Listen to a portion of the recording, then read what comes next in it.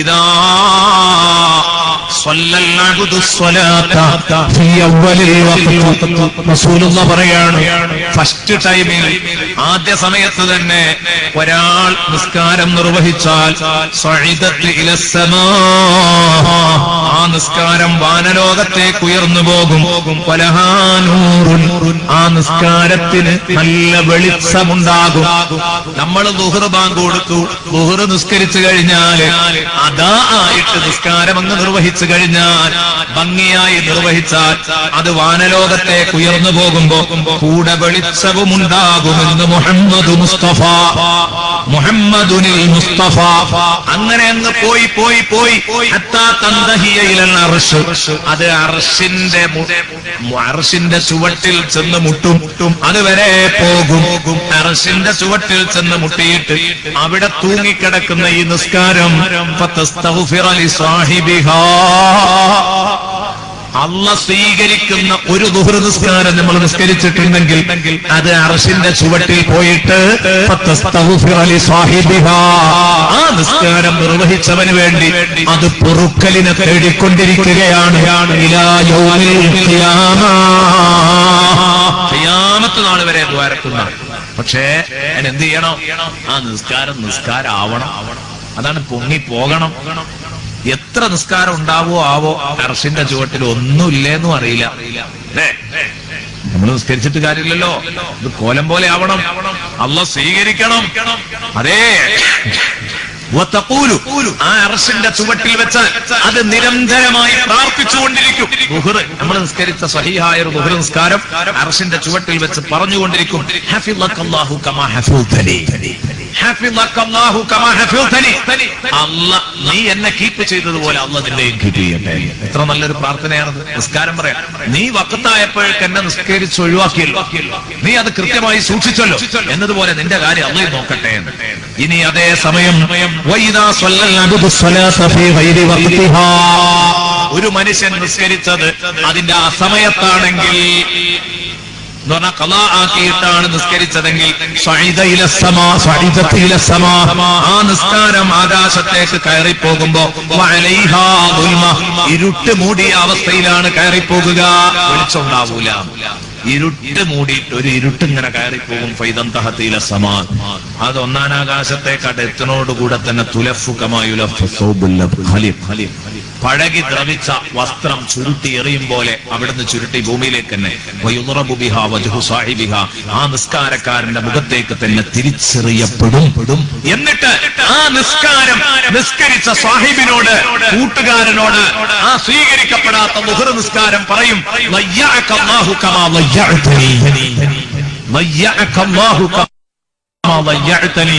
നീ എന്നെ പാഴാക്കിയതുപോലെ, നീ എന്നോട് അലംഭാവം കാണിച്ചതുപോലെ നിന്നെ അല്ലാഹു പാഴാക്കി കളയട്ടെ. ഇതാണ് നിസ്കാരം ഖളാ ആക്കി നിർവഹിച്ചാലുള്ള അവസ്ഥ. അതാ ആയി നിർവഹിച്ചാൽ നേരത്തെ പറഞ്ഞ ലാഭവും കിട്ടും. അതുകൊണ്ട് എല്ലാവരോടും ഉണർത്തുന്നു, എല്ലാവരും നിസ്കരിക്കണം. അതാ ആയി തന്നെ നിസ്കരിക്കണം. അല്ലാഹു അതിന് തൗഫീഖ് നൽകട്ടെ. സുബ്ഹാന മൻ ജല്ല ജലാലുഹു. നിസ്കരിക്കാതിരിക്കുക എന്നത് എത്ര വലിയ പാപമാണ്, എത്ര വലിയ പാപമാണ്.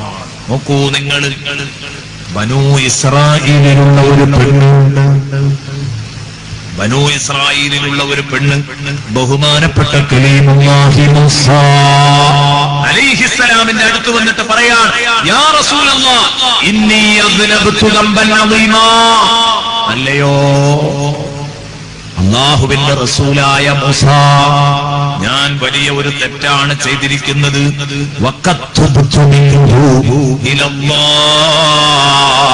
ചെയ്ത പാപത്തിൽ നിന്ന് ഞാൻ അല്ലാഹുവിനോട് തൗബയും ചോദിച്ചിട്ടുണ്ട്. ചെയ്ത പാപത്തിൽ നിന്ന് ഞാൻ അല്ലാഹുവിനോട് തൗബയും ചോദിച്ചിട്ടുണ്ട്. അതുകൊണ്ട് അല്ലാഹുവിനോട് നിങ്ങളൊന്ന് ദ്വാരക്കോ മൂസ നബിയെ, എന്റെ പാപം അല്ലാഹ് പുറത്തു തരണം. വയതൂബ അലയ്യ, ഞാൻ മനമുരുകി പ്രാർത്ഥിച്ച പ്രാർത്ഥനകള്, എന്റെ തൗബകള്, എന്റെ പശ്ചാത്താപങ്ങള് അല്ലാഹു സ്വീകരിച്ചു കിട്ടാൻ വേണ്ടി അല്ലാഹ് ദുആ കിതാബത്ത് തരുന്ന ഒരു വ്യക്തി എന്ന നിലക്ക് നിങ്ങളെ സമീപിച്ച് പറയാൻ, എനിക്ക് വേണ്ടി ഒന്ന് ദ്വാരക്കോ. അപ്പൊ ഫഖാല ലഹാ മൂസ, മൂസ അലൈഹിസ്സലാം ആ പെണ്ണിനോട് പറഞ്ഞ വാക്ക്, മൂസ നബി അലൈഹി സ്വലാം ആ പെണ്ണിനോട് മറുപടി പറഞ്ഞു, ചോദിച്ചു, മാ ദംബുക്കി, മോളെ നീ ചെയ്ത തെറ്റെന്താ പറ, നീ ചെയ്ത പാപം എന്താന്ന് പറയാ. ഞാൻ വലിയൊരു പാപം ചെയ്തിട്ടുണ്ട്, അതൊന്ന് പുറത്തു കിട്ടാൻ ദ്വാരക്കോ എന്നെ തൗബ സ്വീകരിക്കാൻ ദ്വാരക്കോ എന്നൊക്കെ ചോദിക്കുമ്പോ നീ ചെയ്ത പാപം ഒന്ന് അറിയണ്ടേ ഞാൻ, എന്താ നീ ചെയ്ത പാപം?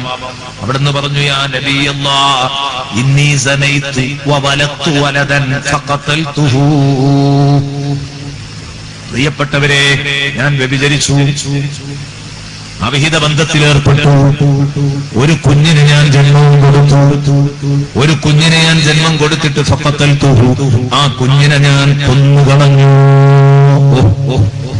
എന്താണ് ഞാൻ ചെയ്ത തെറ്റ്?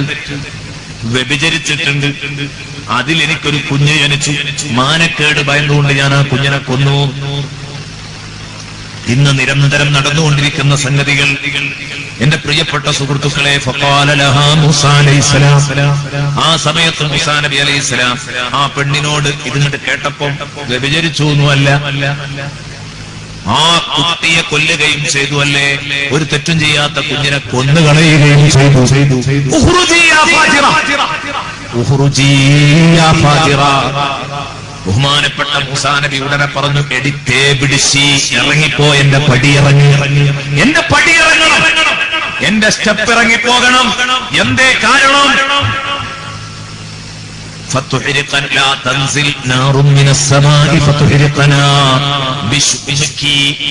നിന്റെ അവലക്ഷണം, നീ നിന്റെ ലക്ഷണക്കേട് കാരണമായി നീ ഇവിടെ ഈ പുരയിൽ താമസിക്കുന്നു, ഇവിടെ നിൽക്കുന്നു എന്ന കാരണം കൊണ്ട് അള്ളാഹുവിന്റെ ഭാഗത്ത് നിന്ന് വല്ല തീയും ഇറങ്ങി വന്നിട്ട് ഞങ്ങളെ കരിച്ച് നശിപ്പിച്ച് കളയുകയാണെങ്കിൽ, ഞങ്ങളെ നശിപ്പിച്ച് കരിച്ച് കളയുകയാണെങ്കിൽ അത് ഞങ്ങളും കൂടെ അതിൽ പെട്ടുപോകും. അതുകൊണ്ട് വേഗം സ്ഥലം കാലിയാക്കിക്കൊള്ള, ഇറങ്ങു പെണ്ണേ എന്ന് പറഞ്ഞു.